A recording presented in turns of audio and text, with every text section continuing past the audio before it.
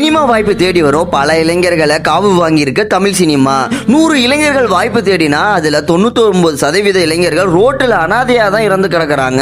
1% இளைஞர்கள் தான் வெற்றி பெற்றிருக்காங்க. குறிப்பா சொல்லணும்னா பல்லாயிரக்கணக்கான இளைஞர்கள் சினிமா வாய்ப்பு தேடி அலையும் சூழ்நிலை இன்னைக்கு இருக்குதான். அதுல தீப்பெட்டி கணேசன் என்ற கார்த்திக் மதுரை பூர்வீகமா கொண்டவர்.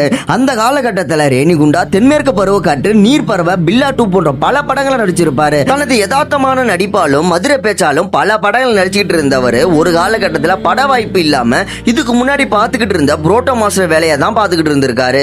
ஆனா கொரோனா காலகட்டத்தில் அந்த வேலையும் அவருக்கு கை கொடுக்கல. கஷ்டத்துல கை கூப்பி உதவி கேட்டாரு.